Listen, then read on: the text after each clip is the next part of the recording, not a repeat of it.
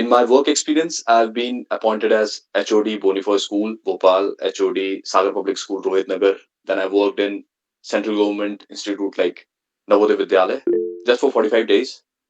Now properly I am working in MIT Bhopal as assistant sports officer. सबसे पहले मैं अपना एक्सपीरियंस शेयर करता हूँ, उसके बाद फिर कुछ की पॉइंट्स है जो मैंने लिख भी रखे हैं, मैं उसके बारे में डिस्कस करूंगा आपसे। सबसे पहली चीज है जो इंटरव्यूअर आपसे पूछता है वो है डिस्क्राइब योरसेल्फ, है ना, कि आप अपने बारे में कुछ बताइए। तो यहाँ ये एक मेन कैच है, यहाँ पे अगर आप चीजों को मैनिपुलेट नहीं कर रहे हैं, आपने चीजों को सेट करके नहीं रखा हुआ है, तो आप फंसेंगे यहाँ पे। आपको पता होना चाहिए आप क्या बोलने वाले हैं, क्योंकि जो आप बोलेंगे, जो क्वेश्चन है डिस्क्राइब योरसेल्फ, उसी से ही आपका अगला क्वेश्चन बनेगा। इंटरव्यूअर क्या या आस्क करेगा, आपसे क्या पूछेगा, वो उसी पे आधारित होगा जो आपने उनको बताया है। सपोज अगर मैं एक बताता हूँ कि मैंने स्पोर्ट्स मैनेजमेंट से अपना मास्टर डिग्री किया है, तो आप सबके मन में एज ए इंटरव्यूअर एक क्वेश्चन आएगा कि स्पोर्ट्स मैनेजमेंट क्या है ना। तो मुझे पता होना चाहिए स्पोर्ट्स मैनेजमेंट क्या है। अगर मुझे पता नहीं है स्पोर्ट्स मैनेजमेंट क्या है, तो मैं उसे अपने डिस्क्राइब योरसेल्फ में नहीं इंक्लूड कर सकता हूँ। अगर मैं करूंगा तो ये मेरे लिए एक बैक पॉइंट होगा। अपार्ट फ्रॉम दिस,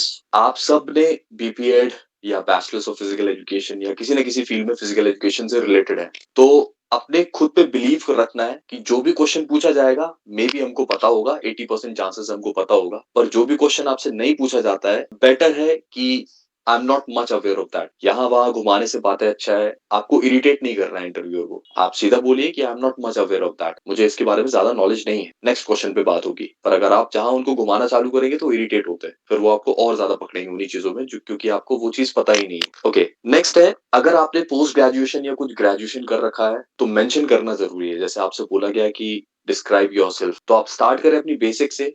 सपोज अगर आपका पीजी नहीं है तो स्टार्ट करेंगे हम 10th 12th, फिर यूजी। अगर आपका पीजी है तो then 12 your UG and PG, ये सब मेंशन करना जरूरी है, इससे एक अपर एज मिलता है। ओके, ये कुछ बातें थी इंटरव्यू की। अब हम बात करते हैं मेरा एक्सपीरियंस कैसा रहा इतने सारे इंटरव्यूज झेलने में। सबसे पहले नवोदय की बात करूंगा मैं, being a central government job it is. तो एक बहुत ज्यादा ऐसा डरने वाला कुछ प्रोसेस नहीं होता है, नॉर्मल काम तरीके से जैसे हम और आप बात कर रहे हैं ऐसी इंटरव्यू होता है। कुछ डरने की बात नहीं है उसमें, बस आपको ये याद रखना है कि आप बोलने क्या वाले हैं, ये आपको पहले से प्लान करके लेके जाना है। मैं क्या बोलूंगा ये मेरा प्लान होना चाहिए एटलीस्ट। जब वो आपसे पूछ रहे हैं कि आपके बारे में बताइए, फिर उसके बाद वो स्पॉन्टेनियस चीजें चलने लगती है कि ऐसा कैसे या वैसा कैसे। अगेन एक और चीज, अगर सिचुएशनल क्वेश्चन है, मैक्सिमम क्वेश्चन सिचुएशनल होते हैं इंटरव्यू में, तो एक सिचुएशनल क्वेश्चन दिया जाता है जिसमें आपके थॉट्स और आपकी लैंग्वेज दोनों फॉर्मल होनी चाहिए। आपसे अगर पूछा जाए सपोज कि आप एनवीएस के बच्चों को कैसे टैकल करेंगे, तो फॉर्मल थॉट्स और फॉर्मल लैंग्वेज में हम ये कहेंगे कि हम उनसे बात करेंगे किसी प्रॉब्लम पे, किसी चीज का सॉल्यूशन निकालने की कोशिश करेंगे। आपके मन में कुछ भी चल रहा हो उस टाइम पे कि हम मारेंगे पकड़ के, ऐसा वैसा कर देंगे, बट थॉट्स आपके फॉर्मल होने चाहिए, लैंग्वेज आपकी फॉर्मल होनी चाहिए। मुझसे जो क्वेश्चन करे गए थे, जैसे मैंने बताया कि मैंने लास्ट का टर्म यूज किया था स्पोर्ट्स मैनेजमेंट, तो मुझसे स्पोर्ट्स मैनेजमेंट पूछा गया क्या होता है। उसके फादर पूछे गए, हेनरी पियोल हैं। उसके बाद उसके प्रिंसिपल्स पूछे गए, प्रिंसिपल्स में से जब मैंने 2-3 बताए तो उसको डिस्क्राइब करने के लिए बोला गया। उसके बाद मुझसे पूछा गया कि ट्रेनिंग कैसे करा सकते हैं बच्चों की। ये सिचुएशनल क्वेश्चन है, ये मेरे पे डिपेंड करता है, मैं जो बैकग्राउंड से आया हूँ मैं उसका आंसर दे सकता हूँ। तो ऐसे सिचुएशनल चीजें होती हैं। और जैसे मैंने पहले कहा कि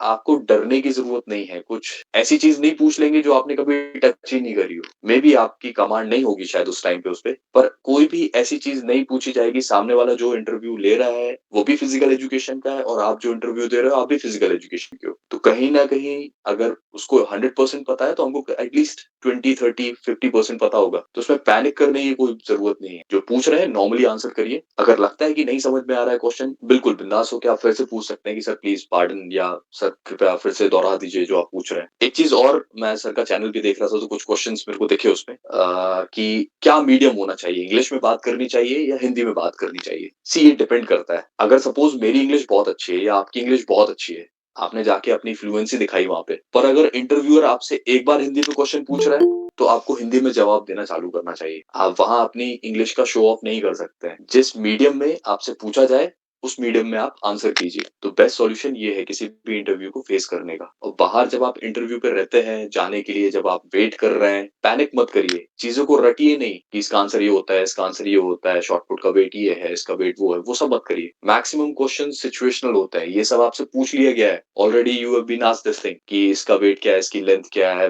विड्थ क्या है, सब पूछ लिया गया है। तो उस पर बहुत ज्यादा फोकस नहीं करना है। फोकस करना है आप बोलने क्या वाले हो, जो आप बोल रहे हो आपको पता हो उस हर नॉलेज पे। तो ये बेसिकली कुछ इंटरव्यू के पॉइंट्स हैं जो मेरा एक्सपीरियंस रहा बीइंग अ नवोदय टीचर। अभी भी assistant professor, sorry assistant sports officer NIT में जब इंटरव्यू हुआ था, तो बेसिक नॉर्मल टॉक्स हुए थे हमारे, क्योंकि बच्चों को कैसे फैसिलिटी प्रोवाइड करा सकते हैं आप, ये किसी बुक में नहीं लिखा होगा। ये आपके थॉट्स पे डिपेंड करता है कि आप कैसे आंसर करोगे उसको। Again same thing, formal thoughts and formal language.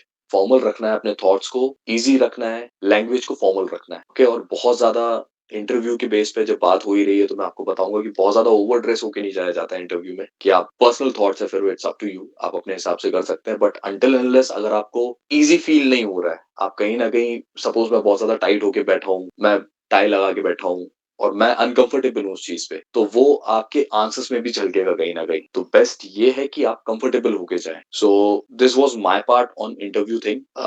It's up to you if you want to ask anything. आपको कुछ पूछना हो तो बिल्कुल पूछ सकते हैं, या सर कुछ और मीडिएट करना चाहें, किसी और बात में बात करना चाहें तो कर सकते हैं। सबसे पहले मैं ये पूछना चाहूँगा कि क्या आपको कुछ वहाँ पे यूनिक एक्सपीरियंस हुआ था, जो हो सकता है नॉर्मल लाइफ में ना हो, लेकिन वहाँ जाके आपको ऐसा कुछ? हाँ, ये चीज़ एक सर ने अच्छी पूछी। मैं कभी भी इंटरव्यू में ये नहीं सोच के जाता था, या कभी भी ये नहीं सोचा होगा कि मुझसे बोर्ड वर्क कराया जाएगा। बट ये वहाँ नवोदय में ये चीज़ हुई थी। मुझसे बोर्ड वर्क कराया गया, एंड अपार्ट फ्रॉम दिस मुझसे कमांड्स देने को भी बोला गया। तो मैंने वहाँ कमांड्स भी दिए, बोर्ड वर्क भी किया। वहाँ पे मैंने पूरा पीरियोडिक टेबल बनाया रिलेटेड टू द ट्रेनिंग। तो ये वहाँ पे चीज़ हुई जो मेरे हिसाब से अभी तक मैंने नहीं फेस करी थी।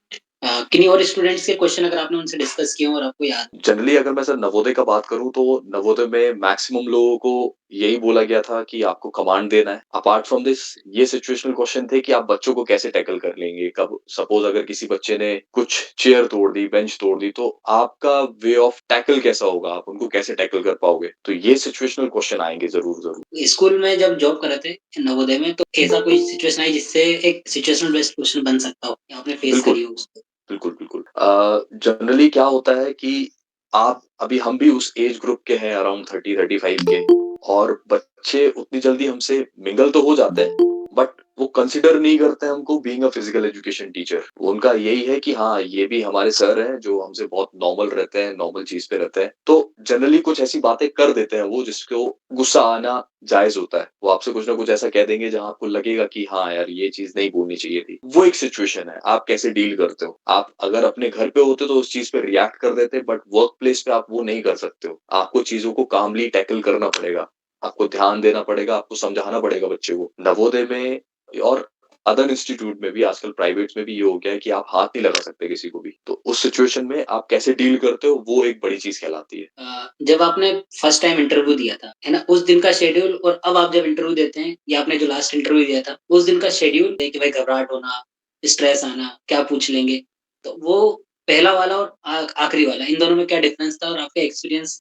के साथ आपने इसको कैसे ओवरकम? सर वही है जो, जब हम स्टार्टिंग में इंटरव्यू देने जाते हैं, या बेसिकली जब आप प्रैक्टिकल का कोई, जब आपका सेशन होता है, थियरी आपसे पूछी जाती है, तब आप हर चीज मगअप करने की कोशिश करते हैं कि ये भी पढ़ लेते हैं, वो भी पढ़ लेते हैं, ऐसा भी कर लेते हैं, वैसा भी कर लेते हैं, और आप बहुत ज्यादा कोशिश करते हैं कि किसी दूसरे से पूछे कि क्या पूछा जा रहा है, क्या पूछा जा रहा है। ये स्टार्टिंग में मेरी भी एक सिचुएशन थी। जब कोई आता था, क्या पूछा जा रहा है, अच्छा ये पूछा उसको रटना चालू कर दिया, अच्छा तुमसे ये पूछा उसको रटना चालू कर दिया। बट अभी चीज वो नहीं है। जितने इंटरव्यू से मेरा एक्सपीरियंस हुआ है वो यही है कि आप नॉर्मल होके जाइए, जो वो पूछना है एट द सिचुएशन आप टैकल कर सकते हो वो चीज। बट अगर आप रट के जाओगे किसी एक चीज को, सिमिलर आंसर मिलेगा तो वो अच्छा नहीं है। वो आपकी पर्सनैलिटी डिफाइन नहीं कर रहा है, वो किसी और की पर्सनैलिटी डिफाइन करता है। तो बेस्ट ये है कि आप सिचुएशन से डील करें, ना कि आप थियोरेटिकली साउंड होके जाए अंदर।